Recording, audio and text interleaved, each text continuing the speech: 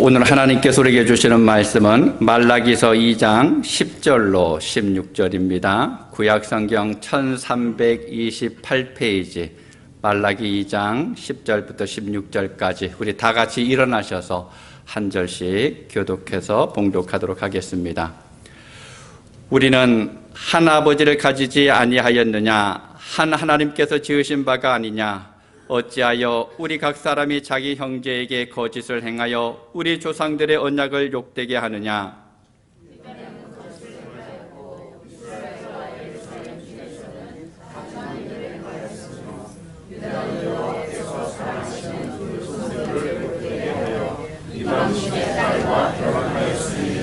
이 일을 행하는 사람에게 속한 자는 깨는 자나 응답하는 자는 물론이요 만군의 여호와께 제사를 드리는 자도 여호와께서 야곱의 장막 가운데서 끊어버리시리라.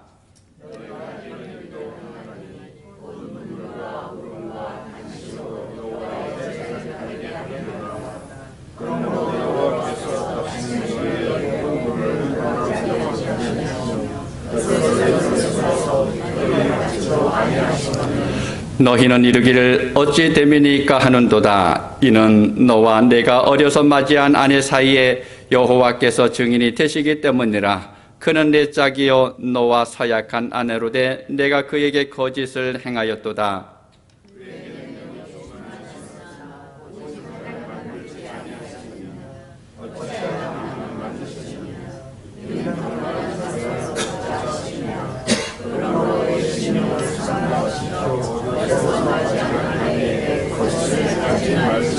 같이 읽습니다.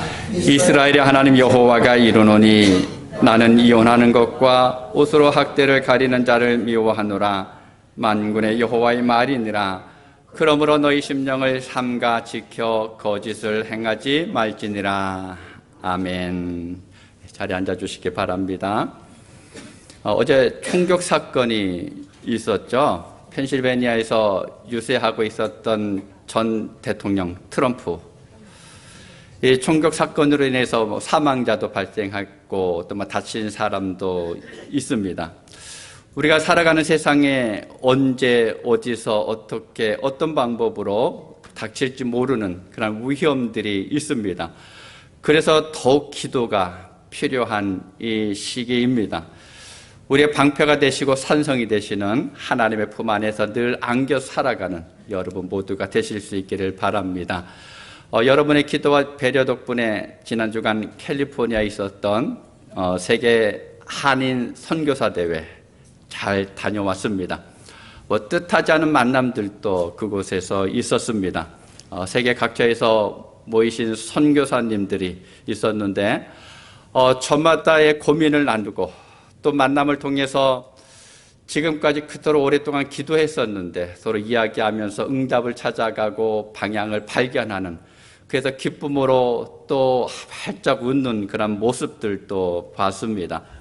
찬양과 또 기도와 말씀과 교제를 통해서 그동안엔 사역에만 전념했었는데 이 시간에는 내가 예배자로 하나님과의 관계 회복하는 데 집중하는 시간, 그러면서 다시금 하나님께서 주시는 새 힘을 얻는 시간이었습니다.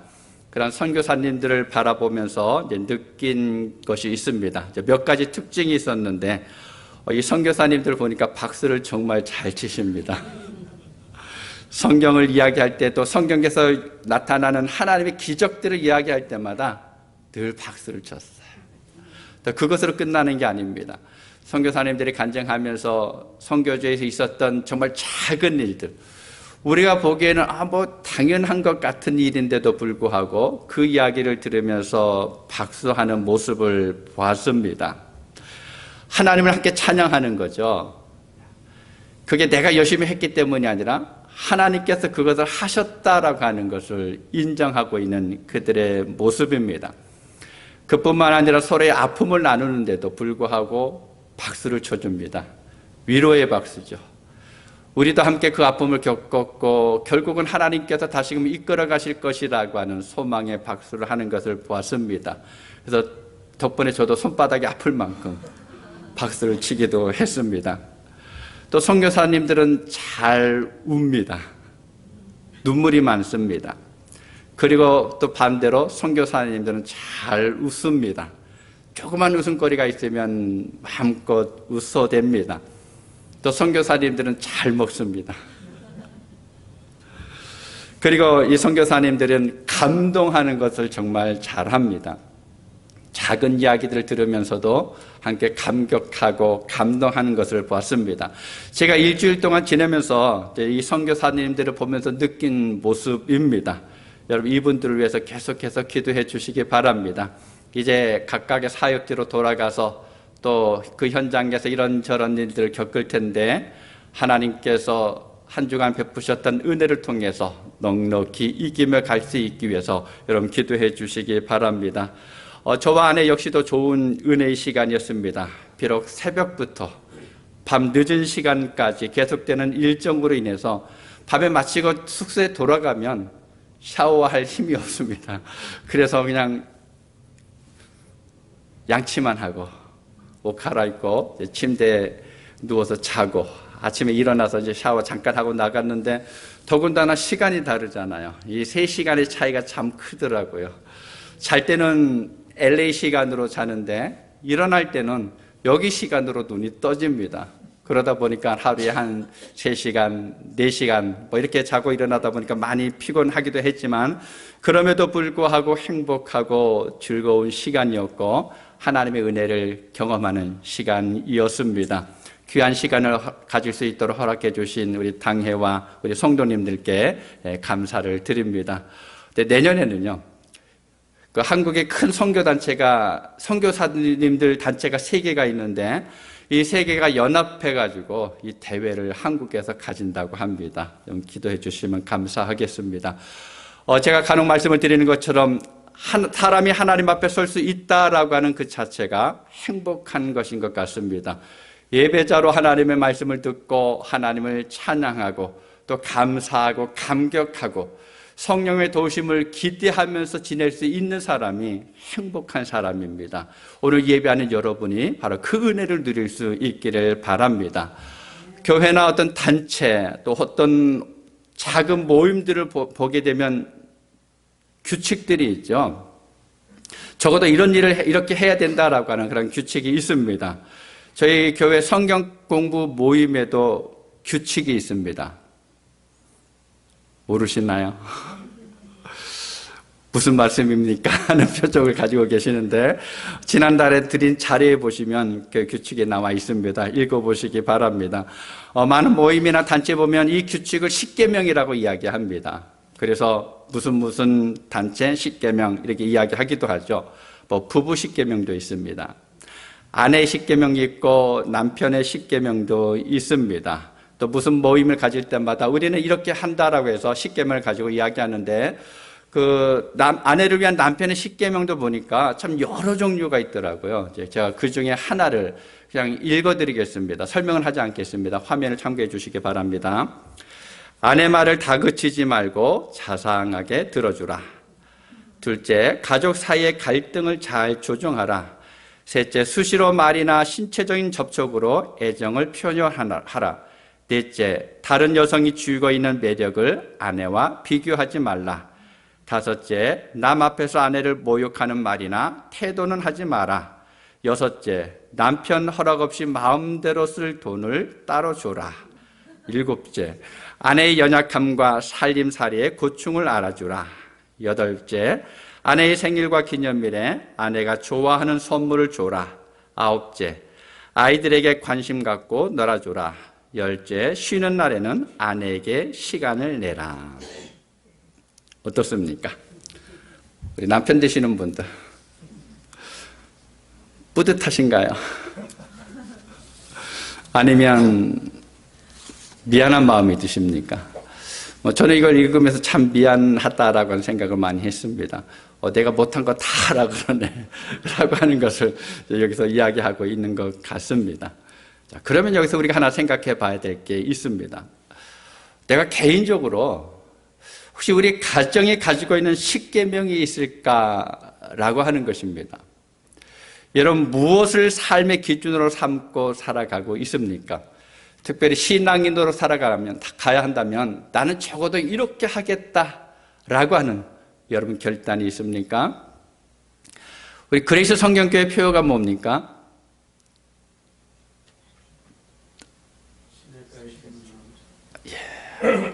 어렵습니다.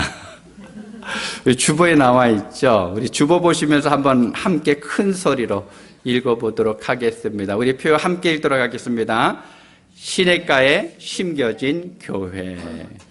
여러분 적어도 이 표어만은 정확하게 기억하실 수 있기 바랍니다. 시냇가에 심겨진 교회의 특징이 무엇일까? 지난 3년 동안 매년 몇 주간씩 교회를 주제로 해서 말씀을 들었습니다. 올해는 4월부터 시작을 했죠. 하나님이 원하시는 교회, 또 교회의 사명은 무엇일까라고 하는 것을 듣다가 지난 6월 중순부터는 말라기 선지자의 예언을 통해서 우리 그레이스 성경교회가 어떤 모습을 갖추어야 할까? 하나님께서 기뻐하시는, 하나님이 꿈꾸시는 교회의 모습은 무엇일까라고 하는 것을 찾아보면서 말씀을 듣고 있습니다. 첫 번째로는 하나님의 사랑을 인정하는 교회였습니다. 하나님이 원하시는 교회는 어떤 프로그램이나 어떤 일을 위한 열정도 중요하지만 그러나 그 무엇보다도 먼저는 하나님의 사랑을 인정하는 교회여야 합니다. 하나님의 사랑을 깨닫고 그 사랑 안에서 모든 일을 행하는 교회가 되어야 합니다. 하나님의 사랑을 인정하면 그 다음의 것은 저절로 따라오게 됩니다. 두 번째는 하나님을 공경하는 교회입니다. 하나님이 기뻐하시는 예배를 드리는 교회입니다. 하나님을 공경하는 교회는 하나님의 말씀과 하나님의 뜻을 존중합니다. 마음을 다해서 하나님을 사랑하고 삶을 통해서 하나님을 인정하면서 또 예식을 통해서 하나님을 예배하는 것이 바로 하나님을 공경하는 모습입니다. 세 번째는 지난주에 말씀드린 것처럼 제사장이 되는 교회입니다. 여러분 제사장의 가장 중요한 일이 무엇입니까? 예배입니다. 그래서 제사장이 된다라고 하는 것은 내가 참된 예배자가 된다라고 하는 이야기입니다. 하나님 앞에 나가는 것입니다. 하나님을 찬양하는 것이고 하나님을 경배하는 것이고 하나님의 말씀을 듣는 것입니다. 바로 이렇게 예배자로 살아가는 교회가 되어야 합니다. 오늘은 네 번째로 경건한 가정을 이루는 교회입니다. 어떻게 보면 믿음 안에서 행복한 가정을 회복하는 거예요. 세상의 기준으로 행복한 가정이 아니라 신앙문으로 행복한 가정이 뭘까라고 하는 것을 생각하면서 그 모습을 회복해가는 가정이 되어야 합니다. 하나님께서 이 세상에 세우신 단체가 두 개가 있습니다. 첫 번째는 교회죠. 그다음 두 번째는 가정입니다. 근데 하나님께서는 가정을 먼저 세우셨습니다. 그리고 나서 예수님이 오셔서 교회를 세우셨습니다. 그래서 하나님을 대적하는 마귀는 성도들을 넘어뜨리기 위해서 이 두 단체를 집중적으로 공략합니다. 사탄이 하나님의 세상을 파괴하는 가장 빠른 길이 무엇인가 하면 바로 교회와 가정을 무력화시켜 가는 것입니다. 사탄은 교회를 무력하게 할 때 가장 먼저 교회의 예배를 무력화시키고 무능화시킵니다. 여러분 예배가 무엇입니까? 사람의 영혼을 살리고 깨우는 시간입니다. 그래서 참된 예배자는 언제나 하나님과 동행하면서 하나님의 말씀에 귀를 기울이면서 살아갑니다. 그런데 사탄이 사람들이 예배하는 것을 하기는 하는데 예전에는 예배를 못하게 막았는데 요즘에는 예배 못하게 막지 않습니다. 어떻게 합니까? 예배해라. 열어줍니다. 그런데 하나님 중심이 아니라 사람 중심으로 예배하게 만듭니다. 흥미 위주로 예배를 이끌어가도록 유혹합니다. 하나님의 말씀을 듣는 것을 싫어하게 합니다. 대신에 재미있고 자극적인 이야기에는 늘 귀를 솔깃하고 듣게 만듭니다. 그러면서 사탄은 지난주에 말씀드린 것처럼 예배를 경시하는 분위기를 조장합니다. 예배를 가볍게 여긴다라는 거예요. 그냥 앉아 있는 것으로 끝나도록 여기게 됩니다. 1994년부터 한국 교회 문화에 새로운 물결이 시작됐습니다. 혹시 무엇인지 짐작하시는 분 계십니까? 한국에 오후 예배가 만들어지기 시작했다라는 거예요. 많은 교회가 경쟁적으로 성도들의 편리를 이야기하면서 저녁 예배를 없애고 시간을 몇 시간 땡겨서 오후 예배를 만들기 시작을 합니다. 여러분, 시간을 변경했다라고 하는 그것이 문제가 아닙니다. 무엇이 문제입니까? 예배가 사람의 편리를 따른, 그러니까 하나님 중심이 아니라 사람 중심으로 이루어져 가고 있다라는 겁니다. 이때를 시작을 해서 교회의 성장이 서서히 멈춰갑니다. 가장 중심이 되는 가장 중심이 되는 하나의 가치관이 무너지면 그 다음부터 다른 가치관들이 서서히 무너지게 마련입니다. 이 저녁 예배를 오후로 옮긴 다음부터 교회 안에서 또 다른 현상들이 일어납니다. 성도들이 예배를 가볍게 여깁니다. 가지 않아도 되는 것으로 생각하게 됩니다. 또 그러면서 관심은 점점 사라지고 찬양을 많이 불러야 되니까 설교는 짧게 해야 합니다 라고 하면서 설교 시간이 점점 줄어들기 시작을 합니다. 그리고 어떤 때는 예배보다는 행사를 중심으로 예배가 진행되어지기도 합니다. 여러분 기억하시기 바랍니다. 사탄은요, 이 성도가 하나님의 말씀을 가능하면 듣지 못하게 합니다. 하나님의 말씀을 깨닫지 못하게 합니다. 말씀 대하는 것을 싫어하게 합니다. 말씀 앞에 나가는 것을 재미없는 것으로 여기게 합니다. 혹여나 내 안에 그러한 마음이 생긴다 그러면 말씀이 싫어지고 이 말씀 재미없어, 별 의미가 없어 라고 하는 생각이 들어진다 그러면 내 안에서 사탄이 뭔가 일을 시작하고 있다라고 하는 사실을 우리가 떠올리면 됩니다. 그러면 그것이 분명합니다. 그리고 사탄은 교회를 무너뜨리기 위해서 가정을 무력화시킵니다. 가정을 파괴해버린다라는 거예요. 가정의 화목을 깨뜨립니다. 이 가정의 화목을 깨뜨리는 여러 가지 방법이 있는데 말라기 선지자는 본문에서 두 가지를 이야기합니다. 먼저는 이혼을 이야기합니다. 말라기는 주전 400년경에 활동했던 선지자입니다. 그러니까 지금부터 2400년 전 고대 시대에도 이혼이 참 활발하게 이루어지고 있었습니다. 미국의 이혼율이 50%가 넘지 오래됐죠. 지금 한참 올라가 있을 것입니다. 코로나 사태를 지나면서 이혼하는 가정이 많이 늘었다고 합니다. 그동안에는 바쁘게 살았죠. 그래서 남편의 모습, 아내의 모습을 잘 몰랐었는데 집안에만 있으니 어떻게 됩니까? 서로를 자세히 보게 되죠. 그동안 몰랐던 것들을 자꾸 발견하게 됩니다. 예전에는 그냥 무심코 넘겨갔는데 이제는 가만히 보니까 마음에 들지 않는 것이 너무 많이 있습니다. 그러다가 서로 못 살겠다고 이혼하는 가정들이 많이 있다고 이야기합니다. 그런데 이 이혼이 부부 사이에만 상처를 주는 것이 아닙니다. 자녀들에게 커다란 영향을 미칩니다. 자녀들에게 정서적인 불안을 끼치게 하고 또 신앙의 위기에 세우기도 합니다. 그래서 이혼을 하지 않는 것이 가장 좋은 것이지만 어쩔 수 없는 상황에서 이혼을 했다 그러면 그 이후에 어떻게 살아가고 있는지를 관리를 잘 해야 합니다. 내가 하나님 앞에 어떻게 서가고 있는지를 돌아볼 수 있어야 합니다.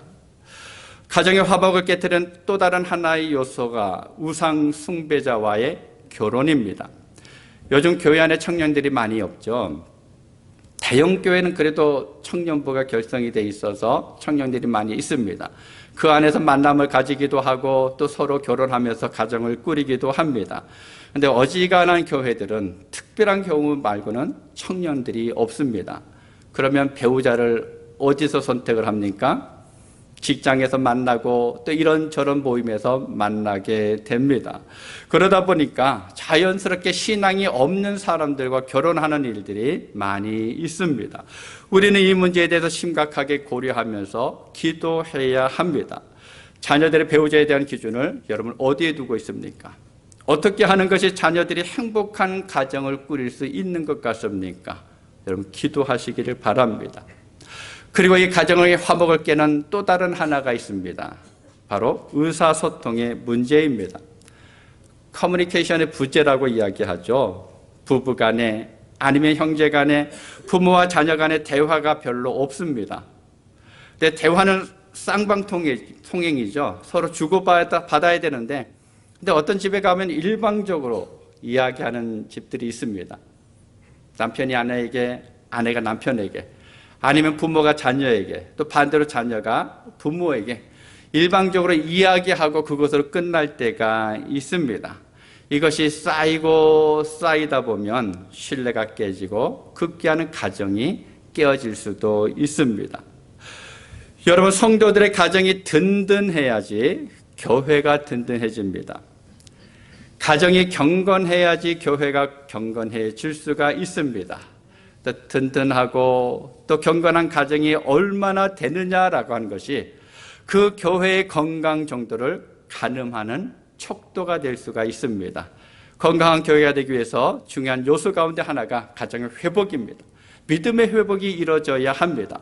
오늘 본문에서 하나님께서 경건한 가정에 대해서 이야기하고 있습니다. 자, 그렇다 그러면 여러분, 교회를 든든히 세우기 위해서 하나님이 기뻐하시는 경건한 가정은 어떤 가정일까요?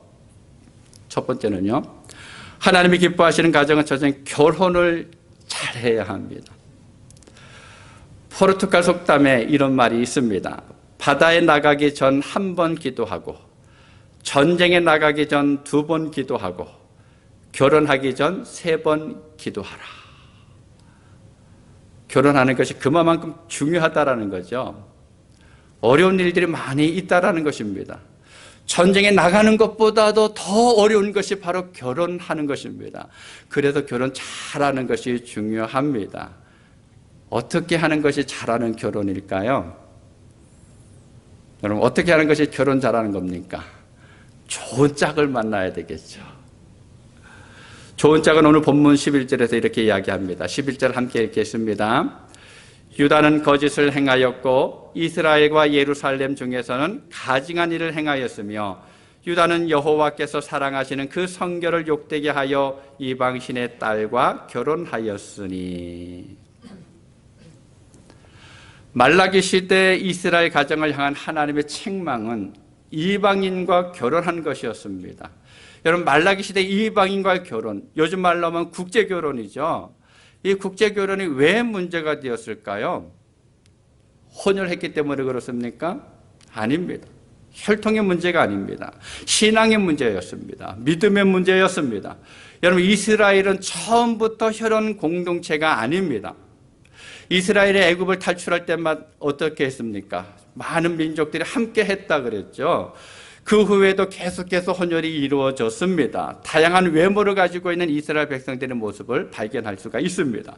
여러분, 이스라엘은요, 애초부터 혈연 공동체가 아니라 신앙 공동체로 시작이 됐습니다. 신명기 7장 1절부터 4절까지 우리 한 절씩 교독해서 읽도록 하겠습니다. 내 하나님 여호와께서 너를 인도하사 내가 가서 차지할 땅으로 들이시고 내 앞에서 여러 민족, 헷 족속과 기르가스 족속과 아모리 족속과 가나안 족속과 브리스 족속과 히비 족속과 여부스 족속, 곧 너보다 많고 힘이 센 7 족속을 쫓아내실 때에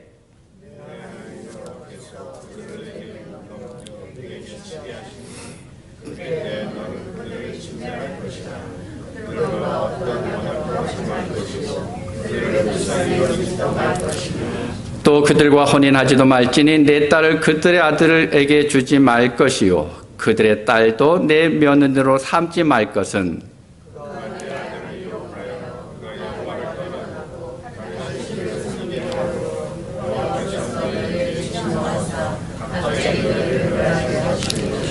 아멘. 남자가 결혼하면 사람만 오는 것이 아닙니다. 이방 여인이나 이방 남자와 결혼하면 자연히 이방 신이 따라오게 됩니다. 자연스럽게 배우자가 섬기고 있는 이방의 신을 접하는 기회가 많아집니다. 그냥 자연스럽게 접하게 됩니다. 결국 어떻게 됩니까? 우상을 섬길 가능성이 높아지는 것입니다. 그 대표적인 예가 솔로몬입니다. 그 대단했던 왕조차도 결국 우상에게 절하는 그러한 죄를 범하게 됩니다. 하나님께서 이것을 알고 계셨다라는 거예요. 그래서 출애굽하고 있는 가운데 이스라엘 백성들에게 이방 사람과 결혼하지 말라라고 철저하게 율법으로 정해 놓으셨습니다. 한 4년 정도 된 것 같습니다. 당시 한국의 대통령이 문재인 전 대통령이 국민과의 대화라고 하는 시간을 가졌습니다. 방송이 됐는데 여러분 중에 보신 분이 계실런지 모르겠습니다.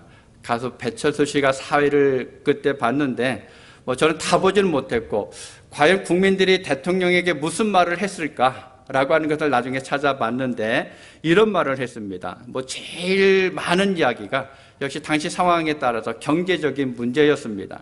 그리고 청년들의 취업이나 아니면 소상공인들이 겪고 있는 어려움을 호소하기도 했고 또 동성애자들의 요구사항도 그때 나왔습니다.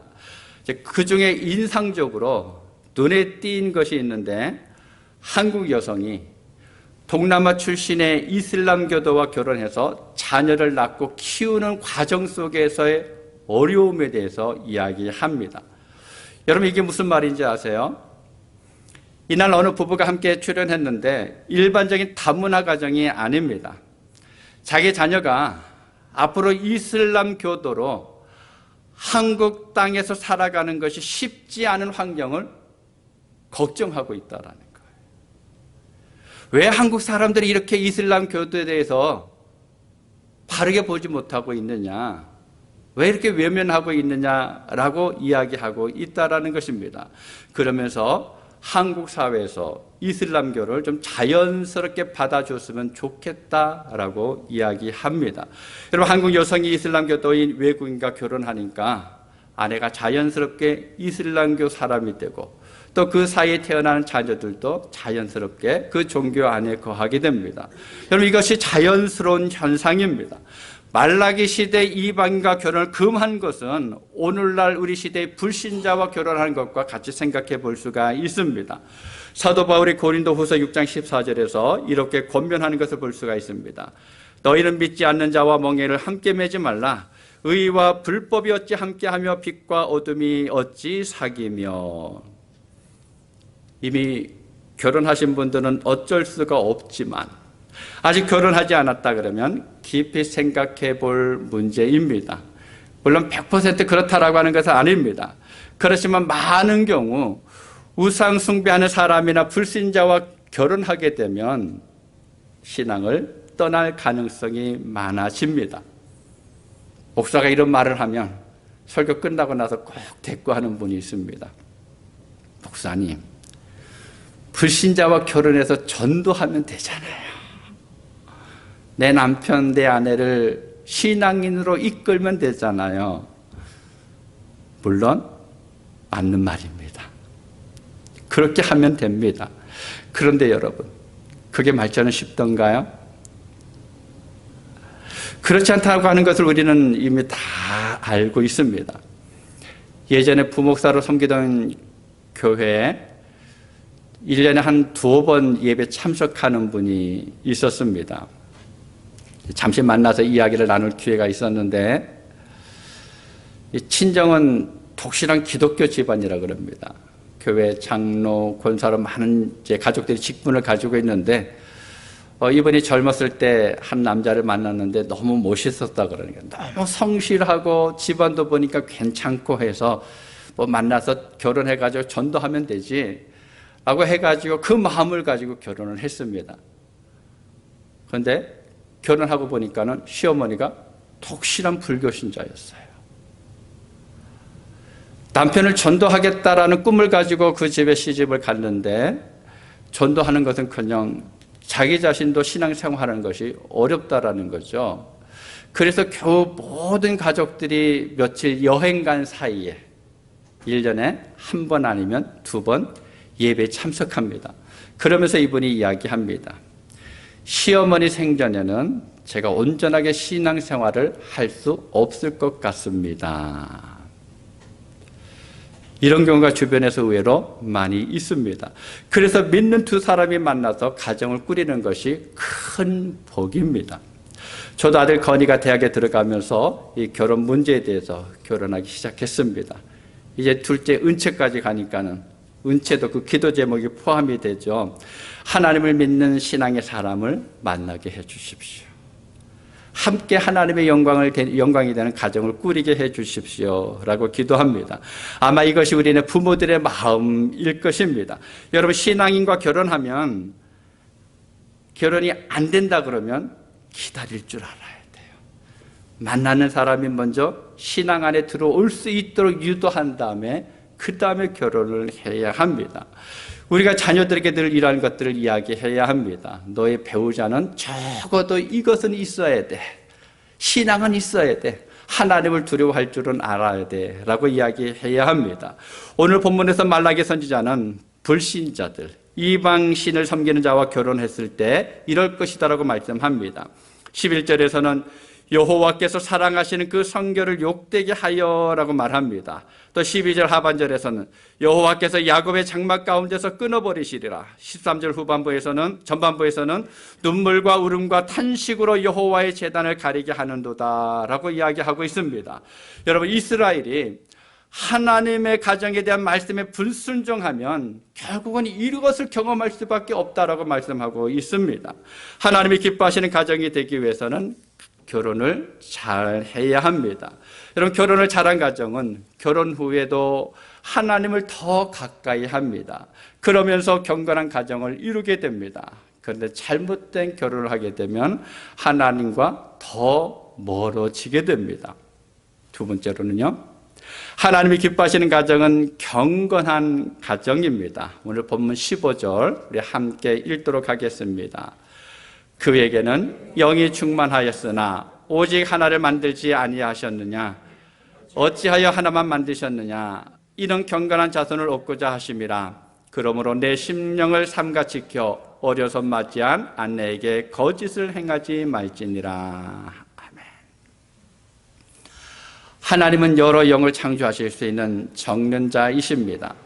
심지어는 짐승에게도 영을 주실 수 있는 분이라고 하는 말씀입니다. 그런데 하나님께서는 사람에게만 영을 주셨습니다. 그것도 처음에는 많은 사람들을 만들지 않고 하나만 만드셨다라고 말씀합니다. 여러분, 하나님께서 왜 그렇게 하셨습니까? 힘들어서 그러셨을까요? 아닙니다. 그리고 이것에 대해서는 이미 한 달 전에 말씀을 드렸죠. 제가 창조의 사명이라고 하는 것을 말씀드리면서 이 내용을 잠깐 말씀을 드렸습니다. 경건한 자손을 얻고자 하심이라. 하나님께서 우리에게 영혼을 주신 것은 우리를 통해서 경건한 가정을 이루고 또 그 가정을 통해서 경건한 자손을 얻기 위해서입니다. 그런데 15절에서 우리가 깊이 생각해 보아야 할 구절이 있습니다. 하나님께서 하나만 만드셨다라는 거예요. 왜입니까? 왜 하나님께서 하나만 만드셨을까요? 그건 다른 사람들을 통해서가 아니라 지금 하나님 앞에서 예배하고 있는 저와 여러분을 통해서 하나님은 경건한 자손을 기대하고 계신다라는 것입니다. 하나님은 다른 사람들을 보시면서 혹여나 돌아오지 않을까라고 하는 그런 마음을 가지시는 것이 아니라 지금 예배하고 있는 이들, 하나님의 말씀을 붙들고 살아가고 있는 성도들, 또 하나님을 찬양하는 그 사람들을 바라보시면서 우리를 통해서 경건한 자손을 기대하고 계시다라는 것입니다. 우리가 살아가는 삶을 통해서 하나님의 아름다운 모습이 나타나기를 하나님은 소망하고 계십니다. 그러면서 이스라엘이 하나님께 버림받은 이유를 16절에서 이렇게 말씀합니다. 우리 16절을 함께 읽습니다. 이스라엘의 하나님 여호와가 이르노니 나는 이혼하는 것과 옷으로 학대를 가리는 자를 미워하노라. 만군의 여호와의 말이니라. 그러므로 너희 심령을 삼가 지켜 거짓을 행하지 말지니라. 하나님께서 이스라엘의 가정을 깨뜨리는 것을 원하지 않습니다. 아니, 그것을 싫어하신다라고 말씀하셨습니다. 사랑하는 그레이스 성경교회 성도 여러분, 우리의 가정은 어떻습니까? 우리의 가정이 경건한 가정입니까? 얼마나 바르게 살아가고 있느냐가 아닙니다. 죄가 있느냐 없느냐라고 하는 것이 아닙니다. 얼마만큼 신앙의 열심을 가지고 있느냐라고 하는 것을 말하는 것이 아닙니다. 하나님 앞에 서 있느냐입니다. 하나님의 말씀에 귀를 기울이면서 살아가고 있느냐라고 하는 것을 이야기합니다. 얼마나 하나님을 향한 마음이 있느냐라고 하는 것입니다. 아니, 하나님이 나를 바라보시고 있는 것이 신경 쓰이느냐라는 것입니다. 여러분, 하나님께서 우리를 바라보고 계십니다. 하나님께서 우리를 향한 기대가 있으십니다. 여러분, 그것이 신경 쓰이시나요? 여러분, 그것이 여러분 느껴지시나요? 경건한 가정을 이루실 수 있기를 바랍니다. 하나님께서 말씀하시는 것을 보면서 이게 내 마음에 걸려 라고 하는 생각을 늘 하실 수 있게 바랍니다. 예배하면서 하나님께서 내 앞에 행하시는 일을 바라보면서 왜 이렇게 부담이 되지? 왜 이렇게 내 마음이 두근두근거리지? 라고 하는 그 생각을 가지실 수 있게 바랍니다. 여러분, 그것이 경건한 가정으로 나가는 방법입니다. 오늘 예배하는 살아가는 그레이스 성교교회 성도 여러분, 경건한 가정을 이루는 여러분을 통해서 우리 그레이스 성경교회가 더욱더 아름답게 세워지기를 바랍니다. 여러분의 가정을 통해서 하나님의 이름이 드러나는 교회를 이루실 수 있기를 바랍니다. 여러분, 그 일에 함께 함으로 인해서 하나님의 아름다움에 참여하는 여러분 모두가 되실 수 있기를 주님의 이름으로 축복합니다. 기도하겠습니다. 아버지 하나님, 하나님께서 오늘도 우리를 불러주셔서 감사합니다. 하나님께서 원하시는 교회, 하나님께서 꿈꾸시는 교회가 경건한 가정을 이루는 그러한 교회라고 말씀하셨습니다. 우리 그레이스 성경교회 모든 가정들이 늘 경건함으로 나갈 수 있도록 도와주옵소서. 우리가 이 땅을 살아가면서 하나님을 바라보며 하나님의 말씀에 귀를 기울여가고 또 하나님께서 행하시는 것을 바라볼 뿐만 아니라 하나님께서 내게 주시는 것에 늘 신경 써가면서 그 말씀을 들으면서 우리가 부담감을 가지고 때로는 불편한 마음을 가지면서 하나님을 바라보고 하나님의 일들을 이룰 수 있도록 도와주시옵소서. 그래서 경건한 가정으로 나가기 원합니다. 내가 바라보는 가정의 모습이 아니라 하나님께서 원하시는 그 모습의 가정을 이룰 수 있게 해주시고 그 가정을 통해서 우리 그레이스 성경교회가 더욱더 하나님 기뻐하시는 아름다운 교회로 나갈 수 있도록 도와주옵소서. 이 아름다운 모습을 이룰 수 있는 우리 모든 성도들의 가정이 되도록 주님께서 인도하여 주시옵소서. 우리의 모든 것을 주님께 맡겨드리옵고 예수님의 이름으로 기도하옵나이다. 아멘.